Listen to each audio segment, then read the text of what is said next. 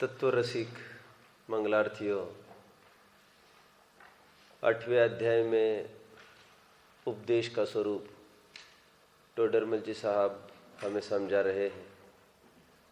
जिस प्रकार कोई लड़खड़ाता बालक, नवजात शिशु चलने को उद्यत हुआ है, ऐसा होते हुए भी पैरों में बल नहीं होने के कारण माता पिता जो उसके हितैषी होते हैं वे उसे संबल देकर आगे बढ़ाने का प्रयास करते हैं। लड़खड़ाते ज्ञान में, अल्प भूमिका में ये बराबर अवसर हो सकता है कि ग्रंथों का कितना भी अध्ययन करे फिर भी यथार्थ गुरु की अनुपलब्धि तथा विषय कषाय की तीव्रता के कारण विषय को अच्छे से हृदयंगम ना करे। इसलिए पंडित जी साहब का ये लघु प्रयास है जिससे चारों अनुयोग में आपस में जो दोष हमारे चित्त में दिखता है, विरुद्धता भाषित होती है, उसका निराकरण यथार्थ अपेक्षाओं के माध्यम से यहाँ पर किया जा रहा है। कल हमने कौन सा प्रकरण देखा था? क्रोधमान मायालोभ का स्वरूप हमने देखा। बेटे, प्रकरण प्रारंभ करने के पूर्व मैं और एक बात बता दूं। 2 दिन पहले ही एक चारित्र का, महाव्रत का प्रकरण आया था, ऊपर ही 4था पॉइंट। इसी संबंध में थोड़ा सा कहूँगा। एक विद्वान से एक बार बात हुई। वे विद्वान ये बोल रहे थे कि मैं अब की बार कहीं भी प्रचार प्रसार के लिए जाना पसंद नहीं करूँगा। मैंने कहा क्या कारण हो गया? तो उन्होंने कहा कारण तो कुछ नहीं, बस फिजूल में लड़ाई झगड़े का कारण बन जाता है। मैंने कहा आप प्रवचनकार हो, आपसे कौन लड़ेगा? बोले ऐसा ही है। मैंने कहा क्या हुआ?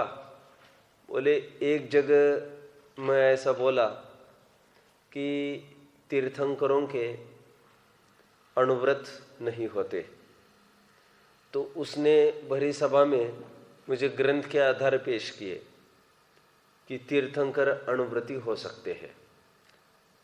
तो मैंने उनको कहा उसमें तकलीफ क्या है हमको? उसके कारण हम गद्दी छोड़े ऐसा कुछ नहीं है। क्यों? मैंने कहा वह भी एक अपेक्षा है।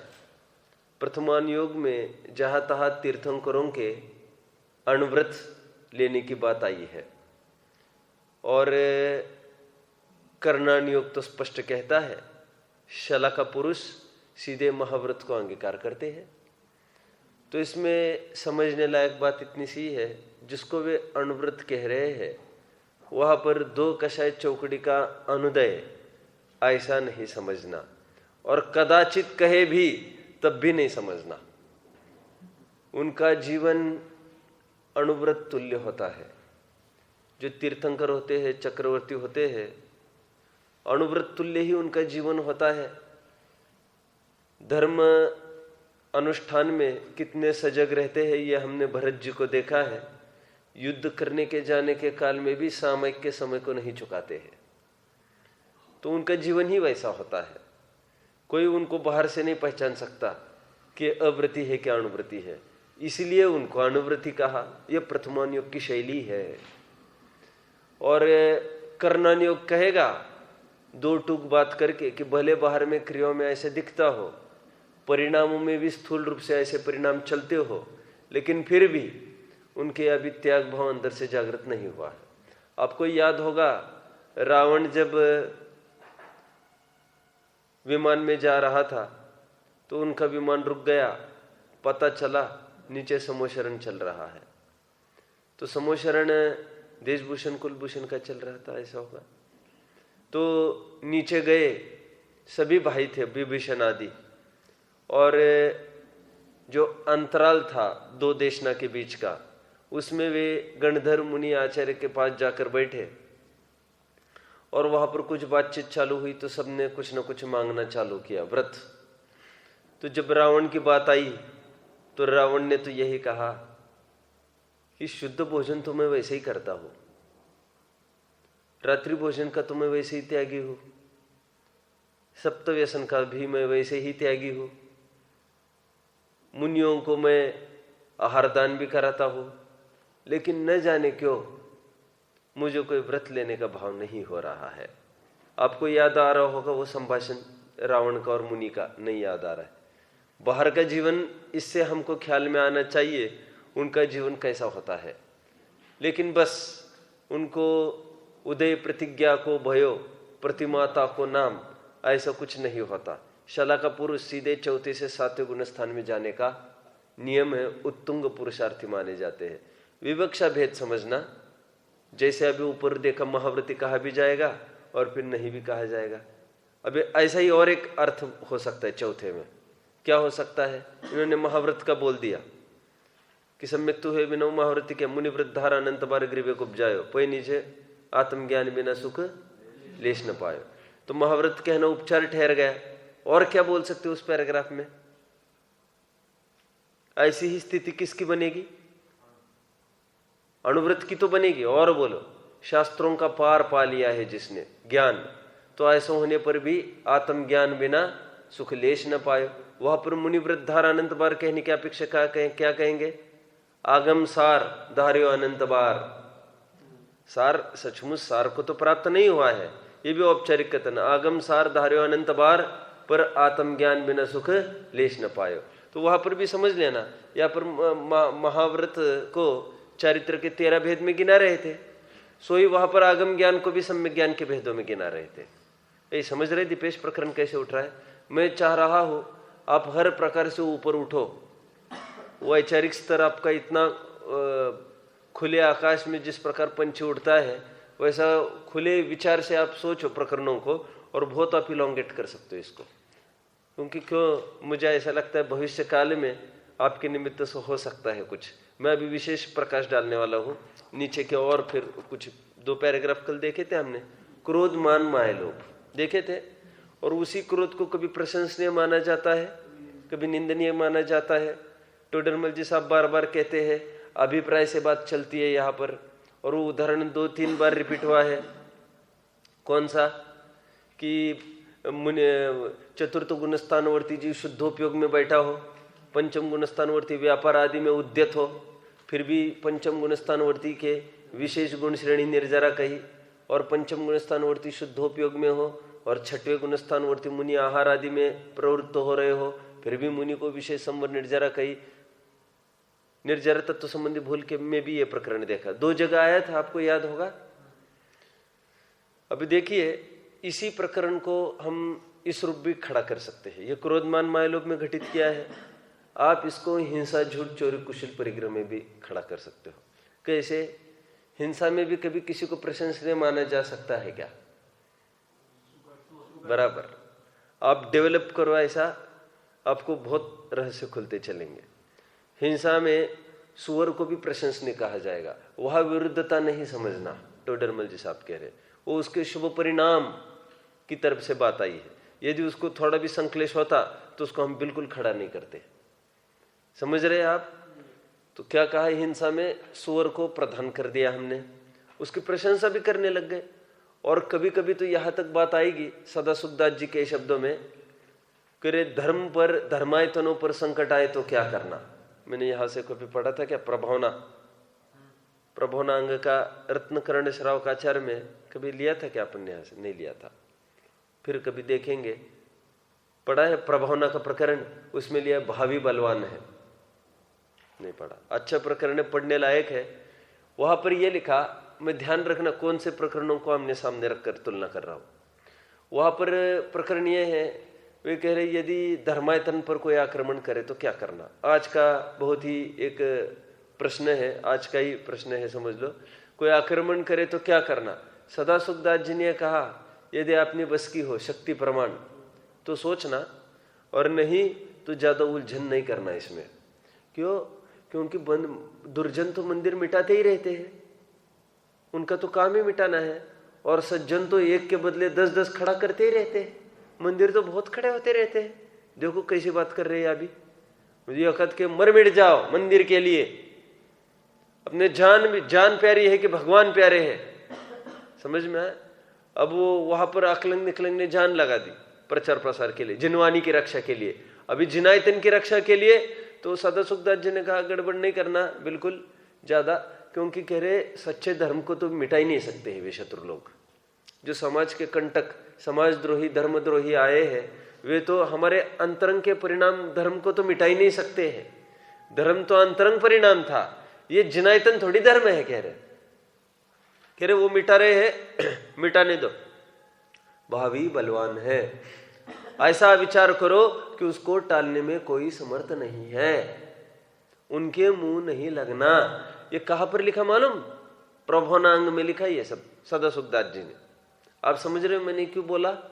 इसके पैरेलल कौन सी घटना खड़ी की है हमने? सुकर की घटना खड़ी की है, और वो सुअर अपनी जान लगा दी उसने। ये बात दूसरी है, वो जीवंत तीर्थ था, और ये जीवंत तीर्थ नहीं है मंदिर। हो कुछ भी, कभी तो प्रशंसा होगी और कभी तो निंदा होगी, समझ में आए। यहां पर कहेंगे हमें मर मिटने वाले नहीं चाहिए। यहां पर अभी हाल हम मरने के लिए तैयार है साहब, देखता है कौन गिरनार आएगा, देखते हैं कौन शिखर जी को ग्रहण करता है, आगे आकर तो देखो। कह रहे हमको ऐसे जीवों की आवश्यकता नहीं है जो मर मिटने के लिए तैयार है। हमको एक भी जीव ऐसा सामने आए, कौन? जो स्वयं के आत्म कल्याण के लिए पूरा जीवन समर्पित करने के लिए तैयार हो। है कोई? कह रहे वो तो एक प्रासंगिक प्रसंग है। क्या करोगे तुम शिखर जी को बचाकर? क्यों? आज तुम मर मिट जाओगे, 10 साल के बाद फिर वही समस्या है। कब तक चलेगा ये? और हम तो ये कह रहे तुम भवितव्यता के विरुद्ध लड़ाई कर रहे हो, भवितव्यता के साथ। क्यों? समंत भद्र स्वामी ने तो स्वप्न ही देखा है। क्या देखा है? क्या देखा है? जितने भी तीर्थ क्षेत्र है, उस तीर्थ क्षेत्र में किनका वास होगा? अजैनियों का। अरे स्वप्न नहीं पता आपको? 16 स्वप्न में चंद्रगुप्त ने भी एक स्वप्न देखा है, और एक स्वप्न वो भद्रबाहुन भरत चक्रवर्ती ने भी यही स्वप्न देखा है। क्या है उसका फल पूछा था, तब कहा था जितने भी तीर्थ क्षेत्र होंगे वह जैन तीर्थ में कोई भी जैन नहीं होगा। समझ में आया? और वहां पर वे सभी तीर्थ अजैनियों के हाथ में होंगे। और आज प्रत्यक्ष हम देख रहे कि नहीं देख रहे? वो पंडित भी, पुजारी भी जैन नहीं है आज। तकलीफ ये है, उनको भी ब्राह्मण समाज के लगा रखे। अभी जैन मिले कौन? तो वहां पर जो परिसर है पूरा, वो परिसर पूरा अजैनियों से घिरा है। हम ये कह रहे तुम कब तक लड़ोगे, कब तक मरोगे? तुम अपना काम क्यों नहीं करते? समझ में आया? मैं अभी थोड़े दिन पहले बात आई थी, मुझे बात आई कि अंतरिक्ष पार्श्वनाथ एक क्षेत्र है महाराष्ट्र में, अंतरिक्ष पार्श्वनाथ, ये कारंजा के पास। तो वहां पर बात आई कि दिगंबर श्वेतंबर दोनों लड़ रहे हैं, हमको उसमें पैसा लगाना है दान खाते में। तो क्यों पैसा लगाना है? कि भाई दिगंबरों की तरफ कोई पैसा देने वाला तो आए तभी तो। मैंने कहा यह पैसा कहाँ जाएगा पता है आपको? कहाँ पैसा जाएगा? पूरा पैसा किस में जाएगा? पूरा कोर्ट में खर्चा होना है, लाखों करोड़ों रुपए। मैंने कहा क्यों एक जड़ तीर्थ के पीछे पड़े हो? मैंने कहा आप कुछ ऐसी योजना बनाए जिसमें गुरुकुल में जहाँ पर बच्चे विद्यार्थी पढ़ते हो, ऐसी कोई योजना। करोड़ों तो अभी तक मिट गए हैं उनके और अपने, और कितनी बार 2 हाथ भी हुए हैं, मारामारी हुई है, बहुत लड़ाई झगड़े हुए हैं। उसका क्या हल निकलना है? और ताला लगा है बेचारे मंदिर को, ना श्वेतंबर दर्शन कर पा रहे, ना दिगंबर दर्शन कर पा रहे। और दिगंबरों को भी सिद्ध करने के लिए दिगंबर इसमें लगे हैं कि हाँ साहब धर्मेंद्र पद्मावती को हम मानते हैं। क्यों? वह पर धर्मेंद्र पद्मावती विराजमान है। तो अभी ये सिद्ध करना पड़ेगा पहले कि पद्मावती को हम मानते हैं, हमारे ग्रंथ में लिखा है। आप ये दिखाओ कोर्ट में, कोर्ट तो पेपर्स मांगती है, कोर्ट तो पेपर्स मांगती है। जो तुम्हारे पेपर में तुम मानते हो क्या पद्मावती को? नहीं मानते, 1 सेकंड में छुट्टी कर देंगे दिगंबरों की। तो केवल दिगंबरों को सिद्ध हो तो हम कैसे कैसे दावे लगा रहे हैं, मतलब ग्रहित मिथ्यात्व का पोषण कर रहे हैं। मैंने कहा क्या उपलब्धि होगी उस संश्लेष परिणामों में? मैंने कहा सच बोलना, दिन में 1 पन्ना भी पढ़ते हो क्या? मैं सच्ची बात कह रहा हूं, मैंने ऐसा बोला। मैंने कहा अपने जीवंत तीर्थ को देखो, और जहां पर ज्ञान दान का सोर्स चल रहा है वहां पर लगाओ ना पैसा। वहां पर सच का झूठ, झूठ का सत्य करने में पूरा लाखों करोड़ बर्बाद होगा, उसमें क्या सेंस है? मैं ये क्यों खड़ा कर रहा हूं? कभी तो निंदा करी जाएगी और कभी तो दान आदि की उसकी प्रशंसा की जाएगी, कभी तो ये कहा जाएगा पद्मनंदी पंचशीतिका में। अब नोट करो, मैं एक एक जो पॉइंट कह रहा हूं आपको बहुत लाभ होगा। पद्मनंदी पंचशीतिका में ऐसे लिखा, कोई राई के दाने जितनी भी प्रतिमा स्थापित करे तो उसको महापुण्य की प्राप्ति होगी, अल्पकाल में निर्वाण होगा। राई जितने भगवान हो, और क्या कह रहे हैं वो इतना सा मंदिर हो बहुत छोटा, उनकी अलंकारिक भाषा है, क्योंकि जिनागम तो इसमें विरुद्ध है। वो जितनी भी प्रतिमा होती है वो इतनी छोटी कि कोई वैसे ही प्रतिष्ठा नहीं करता, लेकिन वो अलंकारिक भाषा में उन्होंने बताया कि एक जिन प्रतिमा स्थापित करने का कितना पुण्य लगता है। हमको यदि लेखकों को पढ़ना है अनितेश, तो हमको उनके समय में जाकर खड़ा रहना पड़ेगा। वो किस दौर से गुजर रहे थे, तब जाकर उन्होंने छंद लिखे। आप सब समझ रहे हो मुझे क्या कहना है? आज के तारीख में ये कहना पड़ रहा है लोगों को। क्या कहना पड़ रहा है भैया? बोलो, एक पुस्तक का नाम आपने पढ़ा होगा, बढ़ते भगवान और घटते भगत। भगवान इतने बढ़ गए हैं आजकल और भगत इतने कम हो गए हैं, प्रक्षाल मिलने वाला कोई नहीं रहा है। इसलिए हमको किराए वाले पुजारी रखने की नौबत आ गई है, जो जिनागम विरुद्ध है। मैंने अब भी सचमुच एक जगह बोला, फिर बोले हमको मंदिर बांधना है, मंदिर नहीं है। मैंने कहा क्या करोगे बांध कर? मैंने कहा पूजा करोगे रोज। और मैंने कहा पुजारी कैसे पानी छानेगा आपको पता है? मैंने कहा विराधना करनी है कि आराधना करनी है आपको? आज मंदिर बांधने का भाव इतना, मैं कहना नहीं चाहता मुंह से, अब मैं बोलूंगा पाप तो आप बोलेंगे कैसे बात करते, पद्मनंदी पंचशीतिका में ऐसे लिखा, इसलिए मैं उसका आधार देकर मैं आगे बढ़ रहा हूं। आप समझ गए? प्रक्षालित अप्रक्षालित। फिर आज जाओगे आप दक्षिण वगैरह में, सीधे पानी है ना, पानी जो पानी में सीधे बाल्टी डुबो रहे हैं और उससे प्रक्षाल कर रहे हैं। छने अभी ये तो पूछो ही मत, छन्ना कौन सा इस्तेमाल करते, बिल छाने डालते कि नहीं। अब जाओगे थोड़े दक्षिण में, कुंभोज बाहुबली वगैरह, अब तो सीधी बाल्टी डुबोते हैं पानी में, और भगवान इतने बड़े बड़े हैं और पुजारी आज एक है दूसरा ने, कहा तक वो खेलोगे आप समझ गए? अभी पद्मनंदी पंचशीतिका का जो भाव है वो कैसे समझा जाएगा? फिर एक प्रतिमा को भी विराजमान, अरे उस काल में जाकर खड़े रहो तुम। कौन सा काल होगा वो? इतिहास बोलो। ये काल ये मुगलों के शासन की बात थी, जब प्रतिमाओं को गाड़ने की बात आई थी और प्रतिमाओं को गाड़ा रखा जाता था। भगवान की प्रतिमा ऊपर एक दिखती नहीं थी, तो कह विशिष्ट कुछ दिखती थी जिसके पीछे जाने जाती थी। और वहां पर जैसी सेना तैनात है पाकिस्तान बॉर्डर पर, वैसे जैनियों को तैनात होना पड़ता था, जिसकी बदौलत थोड़ी बहुत जो सुरक्षित है ना आज, उसी की बदौलत सुरक्षित है। तो जीवराज पापड़ीवाल सुना है? नहीं सुना? जीवराज पापड़ीवाल नाम के एक 400 साल पहले एक जैन हुए धनाढ्य व्यक्ति। उन्होंने क्या किया? उन्होंने पूरा पैसा, अपनी पूरी जीवन का पैसा, सर सेठ हुकुमचंद की जैसे ताकत थी ना अभी 100 वर्ष पहले, वैसी ताकत जीवराज पापड़ीवाल की थी एक 400 वर्ष पहले। धनाढ्य जिसको कहते रत्नों से भरे, और उन्होंने पूरा पैसा जिन प्रतिमाओं में लगा दिया। बाद में जब ये मुस्लिमों का आक्रमण खत्म हुआ ना, तो उसने क्या किया? गाड़ी भर भर के प्रतिमाएं ले लेकर गांव में जाकर, ए भैया कितनी प्रतिमा चाहिए उठा लो, ए भैया कितनी प्रतिमा चाहिए उठा लो। जितनी भी प्रतिमाएं स्थापित दिख रही ना, अधिकांश, जो अभी एक 25-30 साल पीछे चलना पड़ेगा, 40 साल पहले, तो अधिकांश प्रतिमा आपको वहां की दिखेगी। टीकमगढ़ वगैरह में इसलिए एक बीच में बात आई थी, क्या बात आई कि भाई मुनियों के माध्यम से ही वो सूर्य मंत्र होना चाहिए। ख्याल में है ना ये प्रकरण आपको? इसका फिर कभी चल सकता है। सूर्य मंत्र मुनियों के माध्यम से होना चाहिए। तो फिर ये जायज प्रश्न एक खड़ा हुआ था कि कह रहे आज अधिकांश प्रतिमाएं ये 16वीं सदी से लेकर 16वीं सदी के बाद वाली विराजमान हुई है। क्यों? उससे पहले खंडित मंडित हुई थी सब, और फिर ये बाद की फ्रेश। जैसे 50 मंदिर में आप जाओगे तो 50 में से 40 मंदिर की प्रतिमाएं आपको विगत 400 साल पहले की मिलेगी। तो उन प्रतिमाओं का हमारा ये प्रश्न है, 400 साल में जब मुनि धर्म ही लुप्त हो गया था, तो उसकी प्रतिष्ठा किसने की थी? तो किसने की थी? तो फिर मुनियों ने की थी क्या? नहीं की थी तो अभी उसको फिर से पुनः प्रतिष्ठित कराना है क्या मुनियों से? नहीं कराना है। तो गृहस्थों से जब प्रतिष्ठित थी तब सूर्य मंत्र निश्चित हो गए। सूर्य मंत्र देने के लिए कोई मुनि नहीं चाहिए। मैं तो क्यों बता रहा हूं, यह प्रतिमाएं किसने पूर्ण भारत भर में किसने वितरित की थी? यह प्रतिमाएं एक आदमी ने गाड़ी भर भर के, उठाओ 4 चाहिए उठाओ, 10 चाहिए उठाओ, तुम तो मंदिर स्थापित करो, तुम तो मंदिर स्थापित करो। और आज क्या कहना पड़ रहा है? मत लगाओ पैसा खर्चा, इसमें मत करो। लाखों करोड़ों का रुपया इन सीमेंट कंक्रीट में चला जा रहा है पूरा। और लोग अपनी धर्म की, जीवन की इतिश्री इसी में मान रहे हैं, जीवन में एक हाथ प्रतिमा कहीं स्थापित करो। अभी इसलिए बहुत अच्छी एक योजना बनी जानी चाहिए।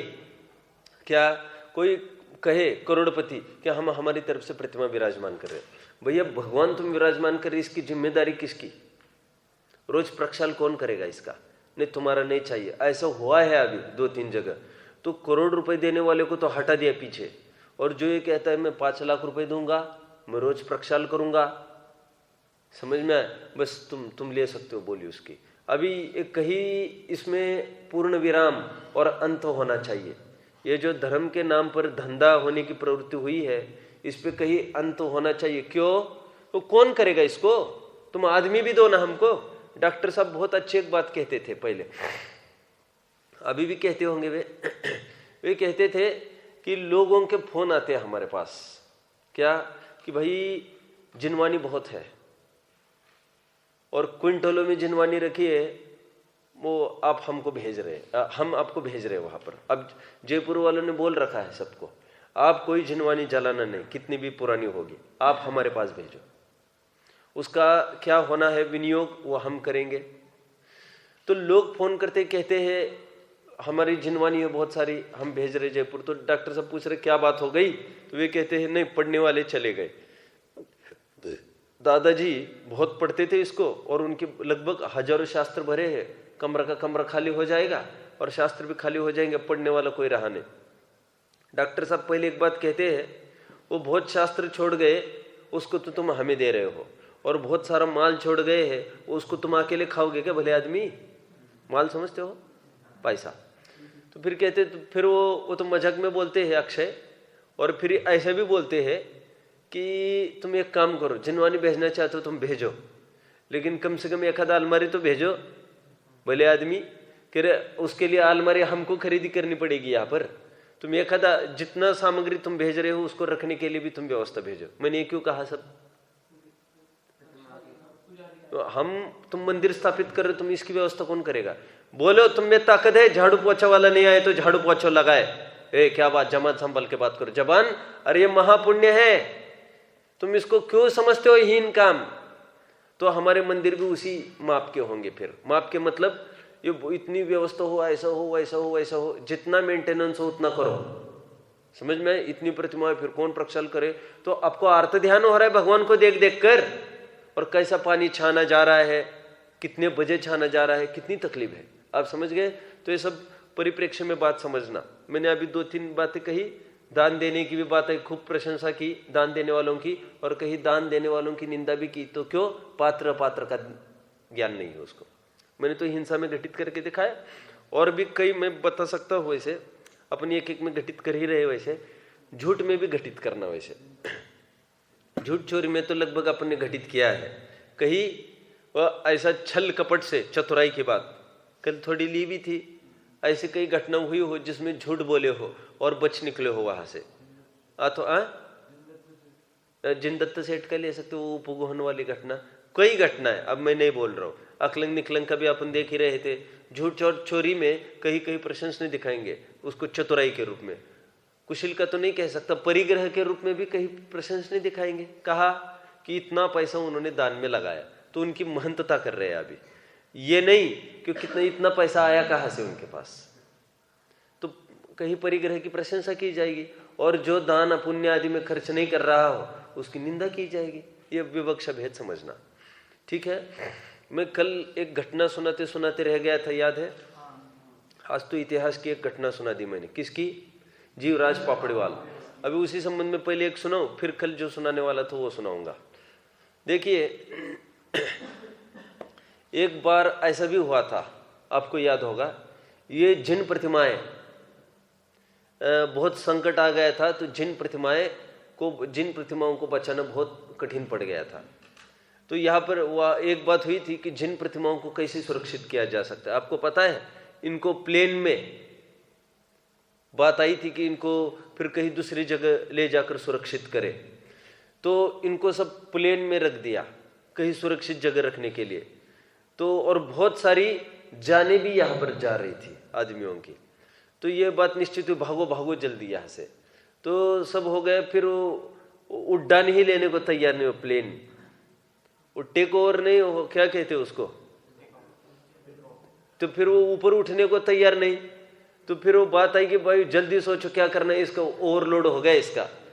तो आदमियों ने ये बोला, ये सच्ची घटना है, मुगलों के शासन की ही, अभी एक 70-80 साल पहले की बात होगी, मुगलों के शासन की तो बात नहीं होनी चाहिए। तो वहां पर बोले, लोग कम हो गए और ये बोले कि नहीं, जिन प्रतिमाएं सुरक्षित रहनी चाहिए, हमारा जो होगा सो होगा। और फिर वो फ्लाइट को उड़ा दिया था। आपको पूरा वो डिटेल्स चाहिए तो मैं थोड़ी कालांतर से दूंगा। अभी तो जो मुझे कल की घटना सुनानी है वो मैं उसे सुनाऊंगा। एक देवकी नंदन जी हुए हैं। देवकी नंदन जी ये गोपाल दास जी से पढ़े वाले थे। वैसे स्यादवाद विद्यालय में पढ़े थे, ये सब क्लासमेट थे, आपको पता होगा। देवकी नंदन जी, मक्खन लाल जी, चैन सुखदास जी, ये सब क्लासमेट थे। तो गोपाल दास जी से पढ़े थे ये बाद में सब के सब। तो बाद में देवकी नंदन जी ने कारंजा संभाला, पूरा कारंजा स्थायी हो गए थे वे। तो उनके व्यक्तित्व कर्तृत्व जो पुस्तक है ना, स्मरणिका उनकी, उसमें एक उनकी घटना छपी है। घटना यह छपी है, समाज का प्रकरण है कोई, तो जिसमें एक मंदिर था और मंदिर की दुर्दशा ये थी, कोई भी गांव वाला आकर वहाँ पर खड़े खड़े वो पेशाब कर जाता था मंदिर के ऊपर। तो उनको बिल्कुल देखा नहीं गया। ये मंदिर के पीछे की तरफ भले ही होता हो, ये दीवार को लगकर बहुत जनों की आदत होती है। तो विराधना को देखकर पंचों के सामने बात रखी। आपको बहुत अटपटी लगने वाली है ये, तो मैं आपको बताने वाला हूँ। ये तो अपेक्षा है हम कैसे घटित करें किस बात को। अटपटी मेरे को इतनी लगी थी, मैं तो यकीन नहीं आया। तब मैं सोच रहा था ये घटना गलत तो नहीं छपी, पूछताछ की पता चला सही घटना है ये। और फिर आज भी मुझे वो नहीं रुचती है, लेकिन बता रहा हूँ बस। मैं बोले कि वो पेशाब करते थे, तो फिर वो आदमी को देखा नहीं गया। उसने पंचों के सामने बात रखी, 3 लोग के नाथ का समो शरण, हम हमारे घर कैसे सजाते हैं माणिक रत्नों से, और मंदिर की ऐसी दुर्दशा मैं नहीं देख सकता। अपन आगे आए सब मिलके और इसको कंपाउंड वॉल बनाए। इसको ना कौन बोलेगा, कोई नहीं बोलेगा, लेकिन तकलीफ यह है करेगा कौन।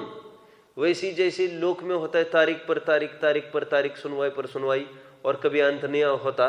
और 80% केसेस तो ऐसी निपट जाती है। आदमी निपटने के बाद केस फाइल बंद हो जाती है। तो कह रहे कब होगा, तो मीटिंग्स पर मीटिंग्स चलती रहती थी और कुछ उसका आउटपुट नहीं निकलता था। तो उसने फिर एक मीटिंग में ये कहा आकर, मैं देखो बहुत टाइम हो गया, मैं लगातार अपील कर रहा हूँ आपको, मेरे से देखा नहीं जाता। तो कह रहे एक काम करते, पैसा भी मैं लगा रहा हूँ, चलो। तो वो पंच जो थे वो बोले, अध्यक्ष ठीक है हम सोचते हैं। अब इसमें सोचने जैसे वैसे कोई बात नहीं थी, लेकिन बस कोई बात आई गई हो जाती थी, कोई विचारता नहीं था उसको। सब अपने अपने घर। इसको बहुत बेचैनी हुई। बोले पैसा मैं देता हूँ कहने पर भी अभी 2 महीने हो गए, अभी इनकी तरफ से कोई रिस्पॉन्स नहीं। इसने क्या किया, पैसा तो ऐसे ही स्वयं को लगाना था, जगह तो थी ही। तो उसने आदमी को भी इकट्ठा कर लिया, काम करने वाले। भाई ये समस्या यदि होगी किसी की, काम उसको कौन देखेगा। तो उसने काम वालों को लगा दिया, तुम चालू करो कंपाउंड वॉल बनाना, पैसा मैं लगा रहा हूँ। तो जानते हो क्या हो गया उसका रिजल्ट, उसको समाज से बहिष्कृत किया गया। तो बहिष्कार क्यों हुआ होगा उसका, तो कह रहे नहीं तुम पंचों की कहाँ परमिशन थी तुमको, तुम ऐसा कुछ भी गड़बड़ करोगे तुम बिना परमिशन के। और नौबत यहाँ तक आई, वो देवकी नंदन जी के सामने जाकर खड़ा हुआ। देवकी नंदन जी बाद में सेट हो गए वहाँ पर।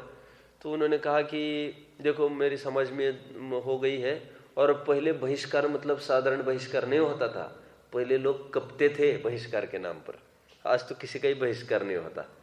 बहिष्कार क्यों? जैसे किसी की इंटरकास्ट शादी कर ली किसी ने, उसका बहिष्कार होने से रहा, तो तेरी भी चुप और मेरी भी चुप। उनकी लड़की भाग कर गई तो हमारी लड़की कौन सी अच्छी है? हमारी लड़की भी तो ऐसी ही है। उनके लड़के ने दूसरे कास्ट की बहू लाई है तो हमारा लड़का भी कौन सा अच्छा ठिकाने का है? तो आज तुम्हारी भी चुप मेरी भी चुप रह जाती है, एक आध विधान कर करा के सब अशांति हटाई जाती है, शांति हो जाती है तुरंत। शांति, एक शांति विधान काफी है साहब, तुम क्या बात करते हो? तो वहां पर वो बोले, लेकिन पहले जमाने में होता था, उसका हर प्रकार से रोटी बेटी का संबंध टूट जाता था। आपको पढ़ना चाहिए, मेरी जीवन गाथा में आपको मिलेगा। एक बूढ़ी अम्मा को जानते हो ना, उसको वो दर्शन कर रही थी केवल, और उसके पीछे कहीं अंडा रखा मिला थोड़े डिस्टेंस पर, तो उसको पकड़ा पंचों ने। अंडा कैसे यहाँ पर? बोले मुझे क्या पूछते हो तुम, मैं तो दर्शन करने आई हूँ। नहीं बोले दूसरा तो कोई आए नहीं, पर इतनी ऐसी नौबत आई उसकी। और पहले बहिष्कार तो इस कोटि का होता था, अब पढ़ेंगे ना जुगल किशोर मुख्तार के जितने व्यक्तित्व कर्तृत्व 10 साधिकार वगैरह शादी विवाह का जो प्रकरण है, उसमें देव दर्शन भी मना किया जाता था। मंदिर नहीं आ सकते तुम हमारे। बहिष्कार ऐसे लौकिक स्तर पर ही नहीं होता था, ये सामाजिक, तुम आओगे नहीं, तुम अभी हम में से नहीं, तुम्हारा नई बिरादरी हो गई अब तुम्हारी, ये होता था। फिर उसको हटाने के लिए इतनी याचनाएं करनी पड़ती थी, लौटना पड़ता था चरणों में, और पंच कहते थे हम सोचेंगे करेंगे, सोचेंगे करेंगे, और आखिरकार वो केस सेटल भी होता था।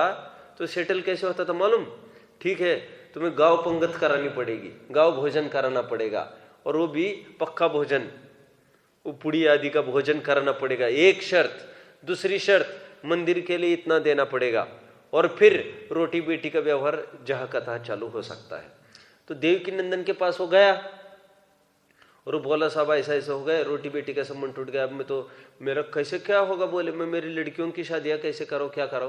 तो देवकी नंदन जी ने उनको कहा तुम चाहते हो इनसे संबंध जोड़ना? मैं कहा हाँ बिल्कुल चाहता हूँ, क्योंकि पहले आज तो आदमी ये कह सकता है मुझे दुनिया की आवश्यकता नहीं है, मैं तो मेरा देख लेंगे कौन किसको हेल्प करता है। लेकिन पहले ऐसा नहीं होता था, खड़ा ही नहीं रह सकता था समाज में, क्योंकि जैनियों का अजैनियों के साथ उतना उठना बैठना नहीं होता था, और जैनी उसको बहिष्कार करे, वो कैसे संपर्क करेगा दुनिया के साथ? उसको समस्या आएगी, कुछ भी दिक्कत आएगी, कल घर का कोई आदमी भी मर जाएगा, अरे कंधा कौन देगा? घसीटते लेके जाएगा क्या? अजैनी तो देगा नहीं। तो उसके लिए उसको बहुत, शादी में कौन आएगा? लड़की की शादी करानी है, उसको लड़की के बाप को देखकर कोई शादी नहीं करता था। समाज में कितनी एक ही है, उसको ये समझो जिनको अपनी लड़की कुंवारी रखनी है, लड़का कुंवारा रखना है, और हर प्रकार से मरना ही है घुट घुट के, वही भरी बहिष्कार को प्राप्त के लिए तैयार होता था। तो फिर वो गए और बोले कि मुझे तो समाज में जुड़ना है। तो बोले मैं एक काम करता हूँ उन्होंने समाज से बात की, और फिर देवकी नंदन जी ने बोला उस आदमी को, देखो तुमने ऐसे क्यों किया, तुमको ऐसा नहीं करना चाहिए था, तुमको अभी ये यदि बहिष्कार हटाना है तो तुमको ये फिर करना पड़ेगा, तुमको भोजन देना पड़ेगा सबको, और मंदिर के लिए इतना पैसा देना पड़ेगा। बहुत गरीब आदमी था वो बोले मैं थोड़ा थोड़ा कैसे भी करो, बोले नहीं तो नहीं हट सकते बहिष्कार। फिर आखिर जाकर उन्होंने ये किया, बहिष्कार हट गया। एक स्मरणिका में एक घटना लिखी है उन्होंने, तो मुझे आज भी समझ में नहीं आती बेचारे की क्या गलती हुई थी। आप समझ रहे हो मेरी बात को? और शायद आप भी सभी मेरे पक्ष में ही होंगे कि क्या उसने गलती की थी ऐसी, और कितनी बार उसने बात रखी, और कोई उसके घर का काम नहीं था, पैसा भी लगाया था, बस कभी उसकी प्रशंसा होगी कभी निंदा होगी, जो जैसा प्रकरण है वैसा समझ लेना, ठीक है। वहां पर देवकी नंदन जी विद्वान होते हुए भी उन्होंने उसको कहा तुम्हें पैसा देना पड़ेगा पहले, तभी जाकर बात आगे बढ़ेगी, तुमने ऐसा क्यों किया। बहुत सारी घटनाएं होती है, हम हर एक में लगाओ ऐसा, हिंसा झूठ चोरी कुशल में बस नहीं लगा सकते हम, कुशल की भी बहुत अपनी मर्यादाएं हैं, आप समझ रहे हैं ना। इसलिए मैंने पहले भी एक दिन बात आई थी, कुशल में नहीं लग सकेगी ये बात, याद आ रहा है? कितने जन को याद आ रहा है? मैंने कहा तो कुशल में बस नहीं लगेगी, किसी का कुछ कहना भी था उन्हें बहुत घटित करके कर दिखाया था, चोरी में भी मुनिराज बिना पूछे ले रहे हैं कुछ भी, तो वो क्षम्य है। लेकिन कुशल में ऐसा कुछ भी क्षम्य नहीं हो सकता। कहाँ तक आए? मैं ये कह रहा हूँ, क्रोध मान माया लोभ में जैसा घटित किया वैसा ही आप उपक्रम कर सकते हो। आप हिंसा झूठ चोरी कुशल परिक्रम में घटित कर सकते हो। यदि अच्छे प्रयोजन से हिंसा हुई हो तो उसको तो ये बोलेंगे इसने अन्याय के विरुद्ध लड़ाई की है, समझ में। और जिसने अपने मान कशावश लड़ाई की है उसकी खूब निंदा होगी। उसको ये कहेंगे देखो कितने खून खच्चर हो रहे हैं, कितने मर कट रहे हैं, और तुम्हें कुछ नहीं लग रहा है। समझ में? अशोका था ना, अशोक, उसका मन परिवर्तन जो हुआ वो किसको देखकर हुआ था? वो कलिंग का वार देखकर, कलिंग का युद्ध देखा उसने और इतने मरकटे देखे उसने और उसका मन परिवर्तन हुआ। सुनते हैं उसके बाद वो बुद्ध हो गया। पहले तो जैन था वो आजीवन, बाद में फिर वो बौद्ध हो गए। ये तो पता ही होगा ना आप सबको। वो मान स्तंभ, कीर्ति स्तंभ, उसके दरवाजे में रहता तो 24 आरे वाला चक्र जो आज तिरंगी झंडे में हम बीच में देखते हैं अशोक चक्र के नाम पर, वो 24 तीर्थंकरों के प्रतीक के रूप में था। ठीक है, तो यह ऐसा ही प्रकरण बढ़ सकता है। आइए आगे बढ़िए, 296 पेज पर आओ।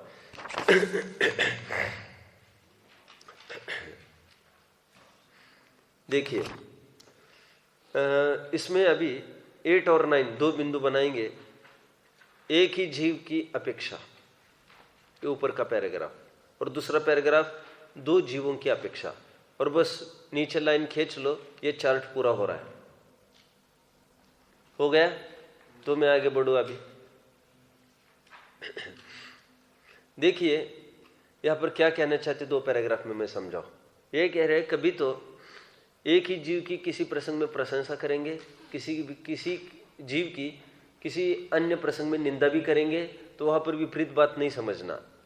यदि उसकी प्रगति हुई हो तो उसकी प्रशंसा करेंगे, यदि उसकी अवनति हुई हो तो उसकी निंदा करेंगे। आप समझ रहे सब मेरी बात को? एक ही आदमी की प्रशंसा और निंदा है। कोई घटना आपके पास है? कोई घटना आपके पास बनारसी दास जी की हो सकती है, बराबर खूब निंदा हुई। क्यों? किस बात को लेकर निंदा हुई? अरे वो ऐसा करने लग गए, सब श्रृंगार आदि में प्रवृत्ति करने लग गए, फिर कभी आशिकी में प्रवृत्ति करने लग गए, आदि आदि, तो उनकी खूब निंदा हुई। और प्रशंसा कब होने लग गई? जब धर्म मार्ग में प्रवृत्ति हुई, प्रशंसा होने लग गई। दोनों बातें आप ले सकेंगे। और बोलो, रावण की भी करेंगे, रावण की कभी खूब भूरी भूरी प्रशंसा करेंगे शील में ही, फिर घटना वैसी वैसी खड़ी करके दिखाएंगे। किसकी घटना? उपारंभा। उपारंभा ना, प्रस्ताव किसका आया था? रावण के पास। भोग का प्रस्ताव रावण के पास किसकी तरफ से आया था? है? इंद्र की पत्नी। इंद्र की पत्नी थी ना वो? नहीं ख्याल में आपको? मैंने घटना सुनाई थी आपको। रावण को प्रस्ताव आया था, रावण के अधीन, रावण के क्या कहना चाहिए, उसकी ताकत में नहीं थी रावण के कि वो इंद्र को परास्त करे। अजैन तो इंद्र मतलब देव समझते हैं, जैनियों ने इंद्र मतलब राजा माना है।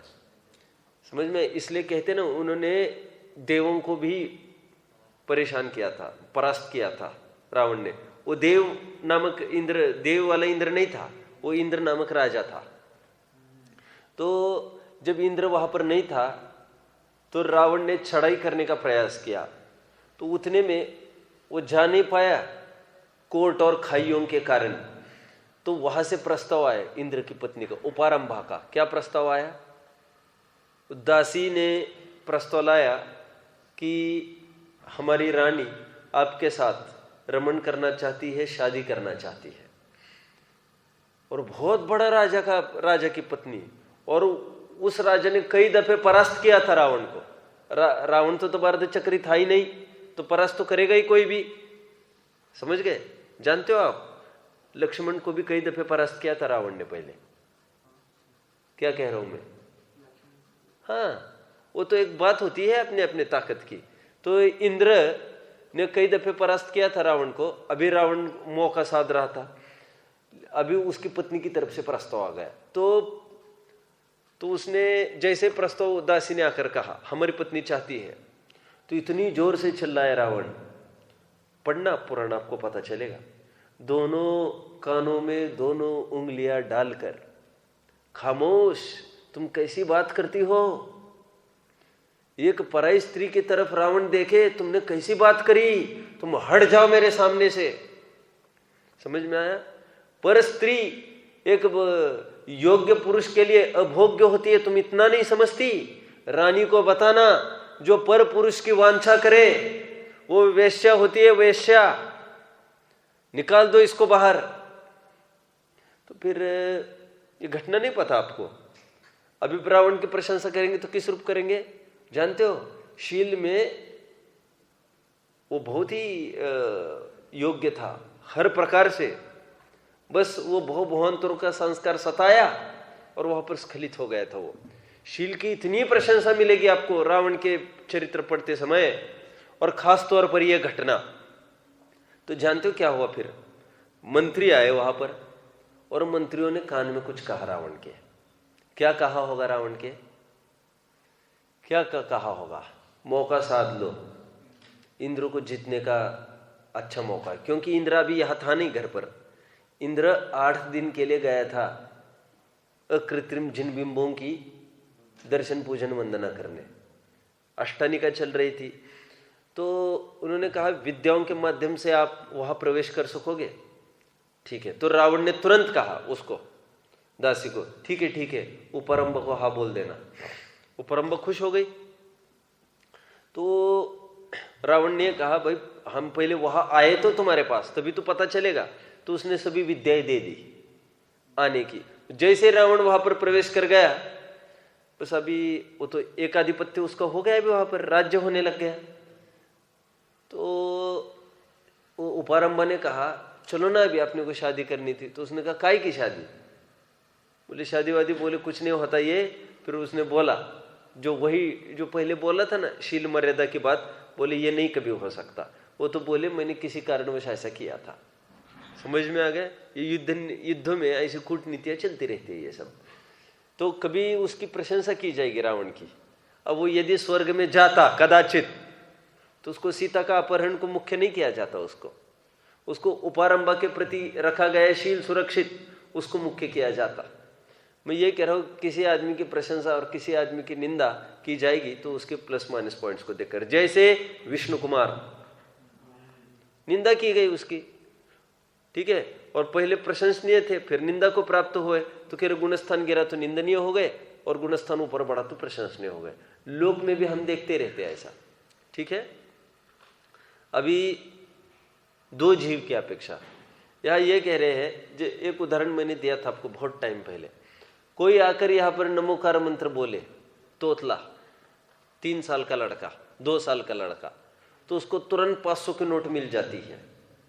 इससे कोई ये सोचे कि हमें भी तो नमोकार मंत्र आता है, हम भी जाकर इसी धुन में बोलेंगे तो हमको भी पैसा मिल जाएगा, और वो भी आकर यहाँ पर तोतला बोले तो उसको 500 रुपये मिलेंगे कि बदनामी झेलनी पड़ेगी उसको कहेंगे तुम अच्छे से नमोकार मंत्र पढ़ो जाओ, शब्दाचार नहीं पल रहा है आपका। तो 2 जीवों की अपेक्षा किसी को प्रशंसा की जाएगी उसी कार्य को लेकर, और किसी की उसी कार्य को लेकर निंदा की जाएगी, तो विरुद्धता नहीं समझना। क्यों? क्योंकि कोई हीन जीव है, वो इतना काम कर रहा है, ये भी बहुत बड़ी बात है। गरीब आदमी कोई 1 लाख रुपए दे रहा है और अमीर आदमी 1 करोड़ दे रहा है, तो गरीब आदमी की बहुत प्रशंसा की जाएगी। आपको याद है ना, मैं घटना सुनाई थी आपको गांधी जी की। साबरमती आश्रम बनने का काम चल रहा था, चंदा इकट्ठा हो रहा था। बहुत बड़ी भीड़ के अंदर एक वृद्ध महिला आई और कई दफे ठोकर लगी, गिर गई, और वो गांधी जी को वो भी कुछ चंदा देना चाहती थी, और उसने 1 सिक्का रखा था। याद आ रही वो घटना आप सबको? साबरमती का बनने के बाद चल रही थी। तो 1 सिक्का जब रखा तो लोगों ने इतनी हंसी उड़ाई उसकी, बोले इस सिक्के में क्या तो होगा। गांधी जी ने वो सिक्का संभाल कर अपने पास रखा था आखिर तक, और वो बोले थे साबरमती बनेगा, इसके दम पर बनने वाला है। क्यों? उनका ये कहना था जो वृद्ध माँ जिसकी कुछ भी लायकात नहीं है देने की, उसने आज पूरा उसके पास जितना था सब ले आई। ये अरबों रुपए वाले करोड़ों रुपए देवे तो उसमें आश्चर्य नहीं है। लेकिन उससे ज्यादा आश्चर्य वो है जिसके पास जितना था उतना सब कुछ लाकर रख दिया। ये 100% समर्पण का प्रतीक है, तो प्रशंसा उसकी की जाएगी। आप समझ रहे हो? ठीक है, चलते हैं आगे। तो ये दोनों पैराग्राफ्स हो गए। इसके बाद एक लाइन खींच लो आप, इसे समय भी हो गया है अपना। एक प्रकरण हो गया अपना। अभी कल से चलेगा आगे का प्रकरण। कौन सा? इसी प्रकार अन्य व्याख्यान जिस अपेक्षा सहित किए हो उस अपेक्षा से अन्य अर्थ समझना। ये एक प्रकरण हुआ। अभी कल से नया चार्ट बनेगा, और जो नया चार्ट बनेगा उसके भी 13 पॉइंट्स चलेंगे। ठीक है, देखेंगे कल। ओम नमः।